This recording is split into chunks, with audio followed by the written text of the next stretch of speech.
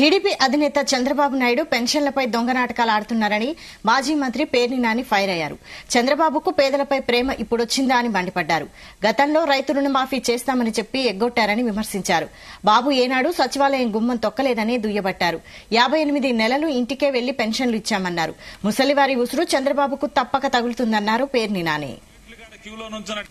ఈ 58 మాసాల్లో ఏనాడు సచివాలయం ముఖం చూడనటువంటి, సచివాలయం గుమ్మం తొక్కనటువంటి ఈ చంద్రబాబు నాయుడు మనుషులందరూ కూడా ఉదయం 8 గంటల నుంచే కొత్త సినిమా హాలు తలుపు తెరవక ముందే గేట్లు కాడ క్యూలో నుంచున్నట్టుగా సచివాలయం తలుపు తీయలేదా, ఇంకా రాలేదు, అడ్మిన్ రాలేదు, ఇంకా పంచాయతీ సెక్రటరీ రాలేదు, ఇంకా ఓడలేదండి, తలుపు లేదు. అసలు తలుపులు తీశాక మళ్ళీ అసలు పెన్షన్దారులు లేరు, ఇంతవరకు పెన్షన్దారులు రాలేదేంటి?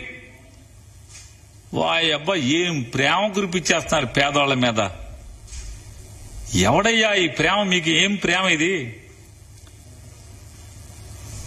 58 మాసాలు జగన్మోహన్ రెడ్డి గారి ప్రభుత్వం ప్రతి ఇంటికి వెళ్లి నిద్ర లేకముందే తలుపు తట్టి వారి చేతిలో డబ్బులు పెడుతున్నటువంటి పరిపాలనను వారు అనుభవిస్తే,